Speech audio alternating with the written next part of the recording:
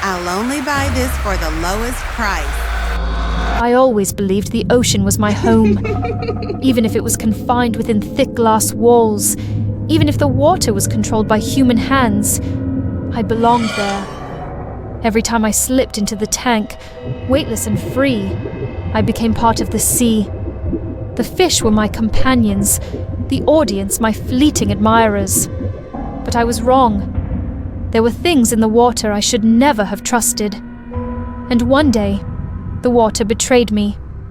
The first sign was the arrival of the new fish. A creature unlike any I had ever seen, massive and ancient-looking, its scales black and slick as oil. Its eyes weren't like the others. There was no dumb curiosity, no mindless drifting. It watched. It understood. I asked my supervisor why we suddenly had the budget to import such a beast. Our company was known for its stinginess, barely affording basic maintenance. He shrugged, muttering something about investment and attracting tourists. But I had my doubts. Still, I tried to bond with it, like I had with all the others. Yet every time I entered the tank, I felt its gaze. Not just observing, calculating. The way it drifted near, but never too close, sent ice crawling down my spine. I told myself I was imagining things, until the day it attacked. I was rehearsing, gliding through the water, when a shadow moved too fast. I barely had time to turn before it lunged, jaws stretching unnaturally wide. I kicked, twisting away as its teeth snapped inches from my face. Water exploded with motion.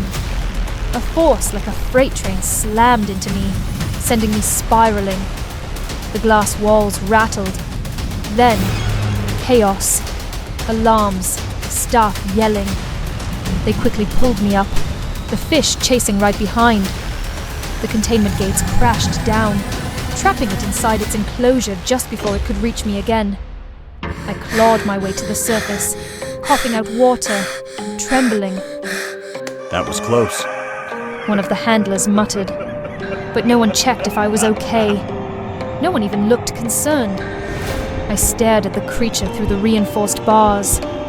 It floated there, eerily still, its dark eyes locked onto me. It was waiting. The day of the performance arrived. The tank lights shone, illuminating the artificial coral and the eager faces pressed against the glass. I slipped into my mermaid tail, painted on my usual smile, and dove in. For a while, it was just another show. Twirling, waving at the children, moving with the grace that had taken me years to perfect. The audience clapped, delighted. Then I felt it. Sharp, searing pain. I had brushed against the coral, cutting my hand. A thin trail of red curled into the water. Before I could react, the tank shuddered. A deafening crack echoed through the enclosure as the bars twisted and snapped. The fish rammed them again, bursting free. The water around me convulsed. The crowd's cheers turned to screams. It came for me. I kicked off the rocks, propelling myself toward the surface, but it was faster. A wall of black scales surged beneath me. I twisted mid-water, dodging as it shot past, missing me by inches. I had to get out. Now the exit hatch was near the far end of the tank. I fought through the churning water, every stroke a battle. Behind me, the creature swerved, recalibrating. And then, it lunged. Pain exploded through my ankle. My scream bubbled out uselessly as its teeth clamped down, its powerful jaws crushing into the bone. It yanked me down, deeper, twisting its body to drag me under. My vision blurred. I flailed, trying to pry its mouth open, but its grip was relentless. My mermaid tail, Slick, artificial fabric, ripped under the strain. The creature jerked back, and suddenly, my legs were free. But the force sent me spiraling, my costume shredded, my body completely exposed. Through the distortion of water and glass, I saw them, the audience, hundreds of eyes staring in horror, in shock, in morbid fascination. I had never felt so vulnerable.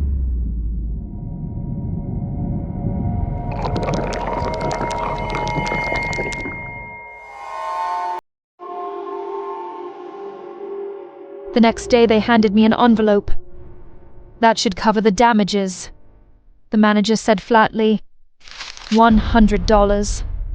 I gaped at him. Are you serious? That thing nearly killed me. My voice wavered, throat tight. I was humiliated, in front of everyone. He shrugged. It's not a human. What's the big deal? I clenched my fists, my nails digging into my palms. And me? What about me? You still have a contract. No one else wants the job, and we have a schedule to maintain. He smiled, as if I were being unreasonable. You'll be fine. I looked at the tank. The creature floated there, as calm as ever, watching, waiting, just like me. They thought I was trapped, but they were wrong. I wasn't just a performer in a costume. I wasn't just another prop in their tank.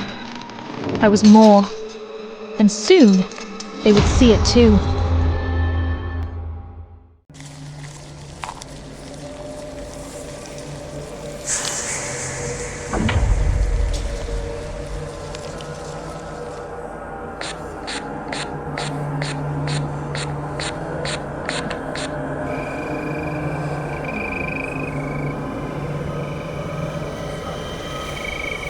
I was miles away from home on a prolonged business trip when unexpected complications trapped me in a remote suburban area for 2 additional nights.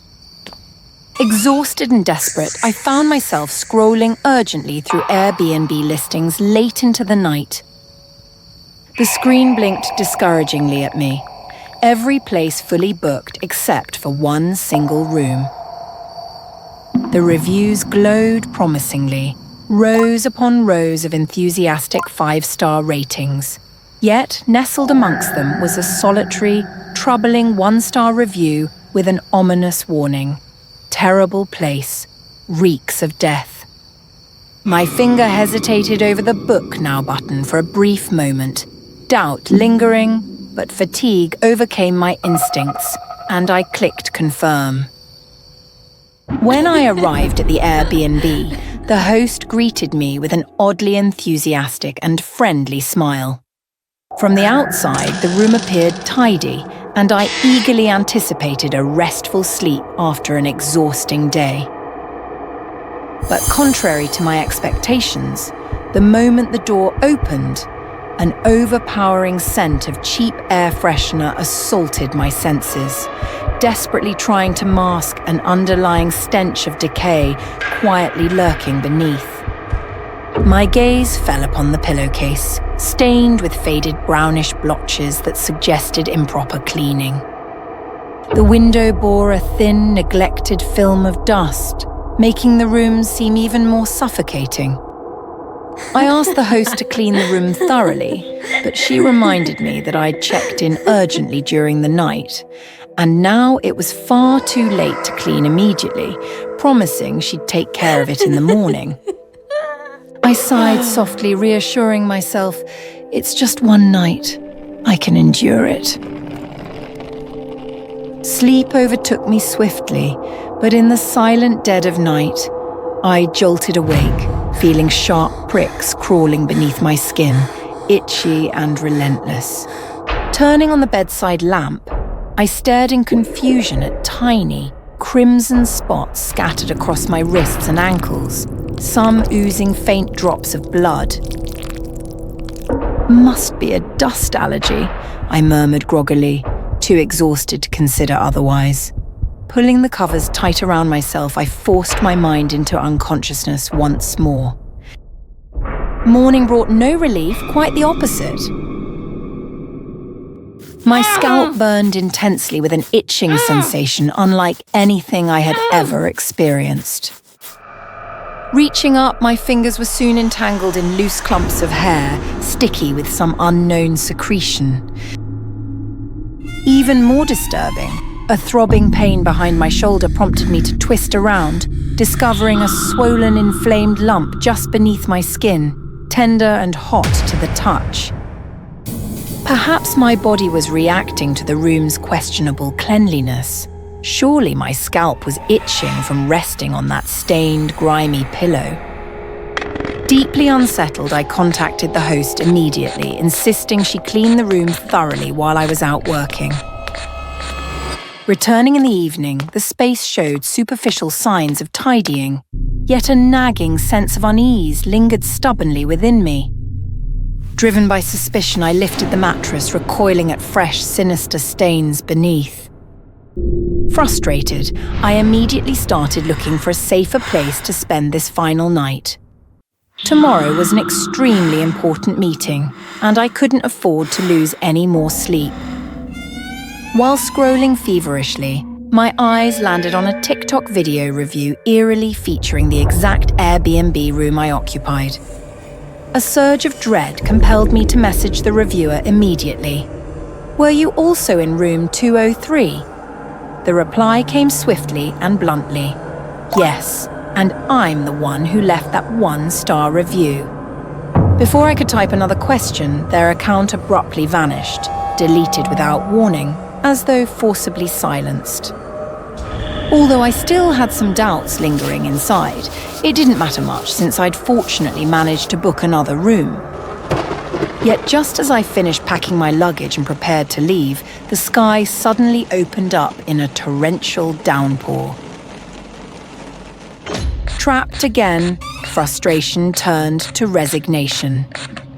Determined to protect myself, I laid clean towels atop the mattress, dressed head to toe in protective clothing, and liberally sprayed disinfecting essential oils around the room. No matter how careful I was, I couldn't sleep. I kept tossing and turning. Near midnight, a sharp, unbearable itching beneath my skin forced me upright, gasping for breath. Panicked, I staggered to the bathroom, flipping on harsh lights, my heart racing. I stared in horror at a pale lump bulging under the skin of my neck, faintly writhing just beneath the surface. Shuddering violently, I tentatively touched the lump. Instantly, black, viscous fluid erupted, spraying into the sink, followed horrifyingly by a slippery, writhing appendage that squirmed grotesquely. I screamed, my entire body turning ice cold. Frantically, I called for an ambulance. Weakening rapidly, I stumbled back to pack my things, but paralysis crept slowly and insidiously through my limbs. Barely managing to reach the hallway, my body gave way, collapsing to the ground in painful convulsions. Blue veins began to bulge across my palms, thick and swollen, crawling outward like twisted branches beneath the surface of my skin. They pulsed in an unnatural rhythm, dark and menacing. Suddenly, my neck split open with a sharp, searing pain. A slick, slug-like creature slid out briefly, then pulled back in, leaving thick black blood trailing down my chest. Another wave of nausea hit me, and I threw up again. This time, a half-formed parasite came out, still alive, twitching weakly on the floor. Before darkness claimed me, I saw the hallway's security camera pivot, slowly toward my prone, convulsing form, watched coldly from behind a screen by the host herself. Later, waking in the sterile whiteness of a hospital room, I struggled to comprehend my circumstances. With a solemn face, the doctor explained I'd been infected by a rare parasite because of filthy bedding and poorly maintained plumbing. It was my worst nightmare coming true. Right after the doctor left, the host appeared with a smile, holding out a thick wad of cash. The previous guest had an accident. After handing things over to the police, I still have to keep my business running to survive. I hope you understand. Please give me a 5-star review, and let's not make a big deal out of this. I couldn't believe what I had just heard. So that was it. She was using money to cover everything up. What was I supposed to do with a woman this shameless?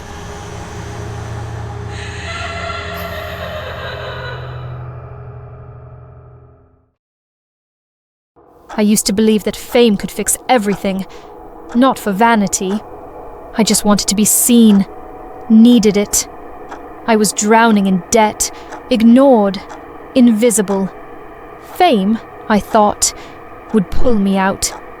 Once I was big enough, the brands would come, the money would follow, and everything would finally be okay. The first taste came from a site called Starlinks. Realistic followers. Intelligent engagement. Become who the world wants to follow. I bought the basic package. By morning, I had 150,000 followers. My notifications were on fire. Comments like, "Queen behavior. Obsessed with your vibe. Where have you been all my life?" I cried. I felt seen. Mia, my best friend, messaged me. This is dangerous. She warned. It's fake and it'll swallow you. I replied, "Just wait. When I blow up, I'll take care of both of us. Promise." She didn't push again. Not yet. I kept buying. 500,000. 1,000,000. 5. 10. I watched my follower count rise like a heartbeat on life support. But offline, I was still nobody. At fashion events, no one recognized me. At restaurants, no one cared about my 10 million followers. No brand replied to my emails. Then came the skeptics. Who even is this girl? How does she have more followers than Taylor Swift? Bot-farmed fraud. Sad. And the exposés. YouTube videos tearing me apart, showing my engagement spikes, fake comments, rented admiration. Then, I saw her. Mia. In one of the interviews. Sitting across from a podcaster.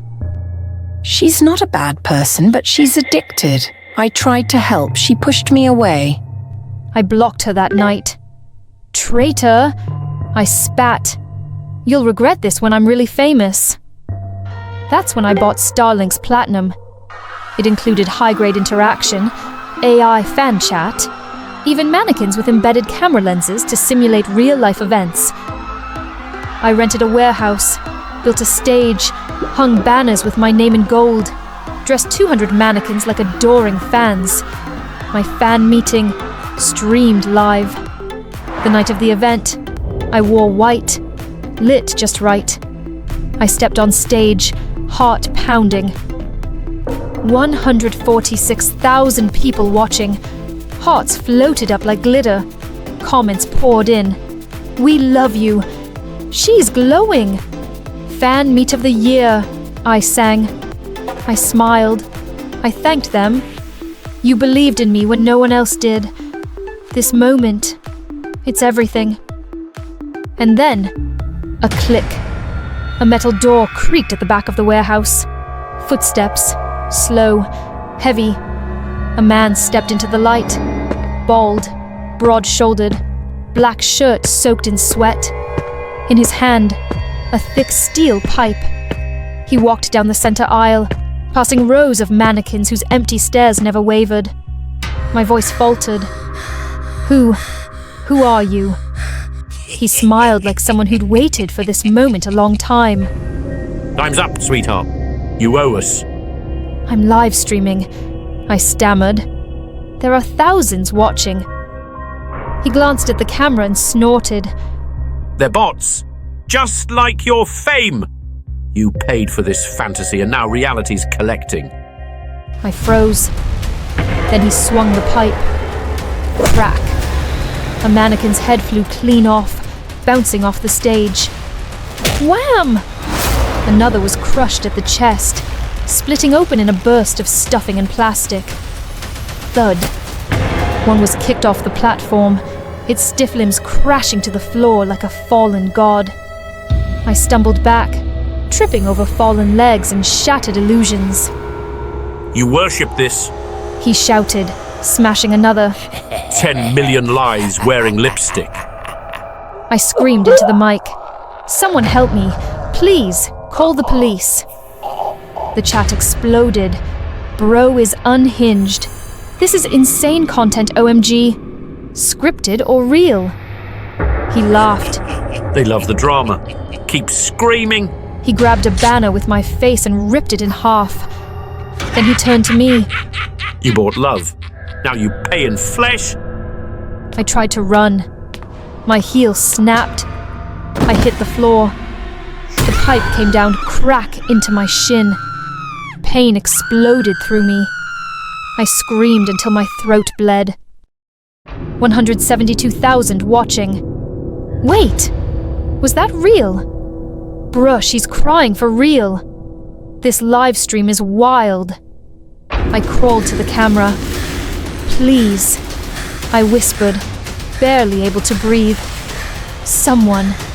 He raised the pipe again, but suddenly, a voice cut through the chaos. Get away from her! From the shadows, a figure sprinted across the warehouse. Fast, fierce, unstoppable. She gripped a broken mannequin's arm like a club, and with a roar I'd never heard from her before, she swung it with all her strength. I blinked through the blood in my eyes. Mia. She sprayed something into his face. Pepper spray. Then shoved him back with everything she had. Sirens wailed in the distance. She dropped to her knees beside me, arms shaking. I told you this would destroy you. Then darkness swallowed me whole. I woke up in a hospital, leg in a cast, phone gone, channel deleted. Mia was asleep in the chair next to me.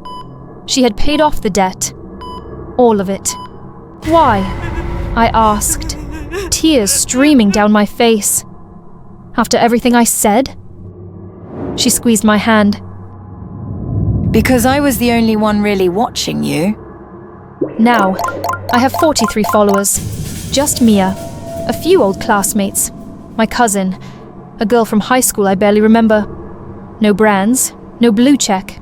But I still post. I sing sometimes. I talk about healing, about being honest, about pain. The comments are few, but they're real. You're brave. I'm glad you're okay. This version of you feels human. And for the first time in my life, that's enough. I arrived in Los Angeles when I was 22, dragging a scuffed suitcase and a head full of fragile dreams. I wanted to act, not just be famous, not just be seen, but to perform something that mattered. I wanted to be somebody. Everyone said I had the look. Tan skin, wide eyes, and the kind of youthful fragility that casting directors seem to eat alive. At first, I thought that was a compliment. Now I know better. The first time I met him, Piddy was in the gold-tinted corridors of Empire House Studios. The walls were lined with platinum records and golden trophies. Piddy didn't audition me. He just invited me for a chat in his office. He wore sunglasses indoors, the kind of man who never broke eye contact, even through 2 inches of designer lenses. He didn't ask what roles I wanted or what my dreams were. He asked how far I was willing to go. Then he stood up, walked over, and without warning, laid a hand on my shoulder. It slid down my back like grease. Fame leaves a mark, baby. He whispered. I froze. Back at my apartment, I stripped down and stared at myself in the bathroom mirror. My skin still tingled where he touched me, and that's when I saw it. A red handprint, bright, raw, and burning across the middle of my back. It wasn't paint. It wasn't a bruise.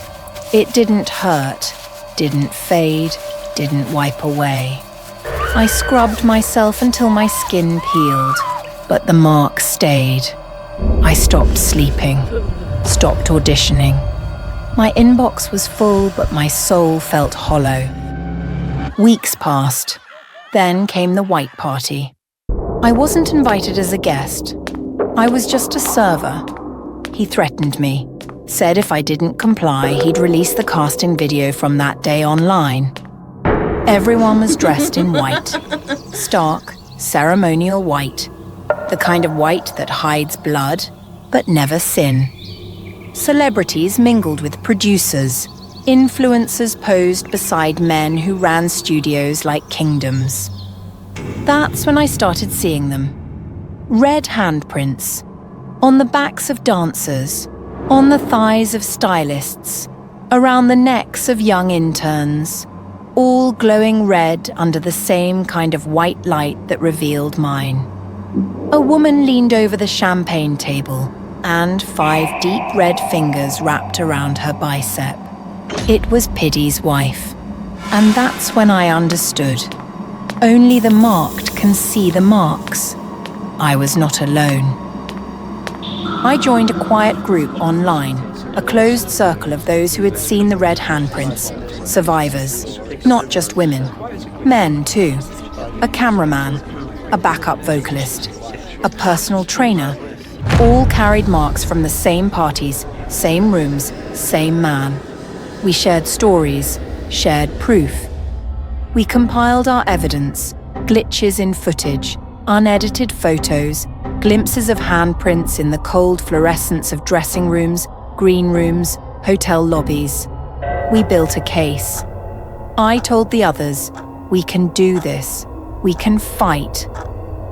But then, I got the message, a voice memo, from a number I didn't recognize, but the voice was unmistakable.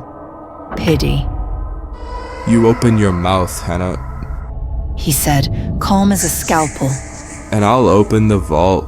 You know the one. Room 7, white party, champagne room. There's footage. You were drugged, but baby, the camera doesn't care. The internet won't either. 3 days later, the video dropped. Low res, grainy, dim lighting. But my face was unmistakable. I was dazed, barely able to stand. He was behind me, his hand pressed to my skin. It went viral before I could even scream. The headlines didn't say survivor. They said, actress caught in scandal with hip-hop mogul. Nobody forced her. Another clout chaser? Agents dropped me. My email filled with threats and offers, none of them professional. Studios blacklisted me. People whispered. Some looked at me with pity. Most didn't look at all. My career was over. No one wanted to hire the girl from the clip.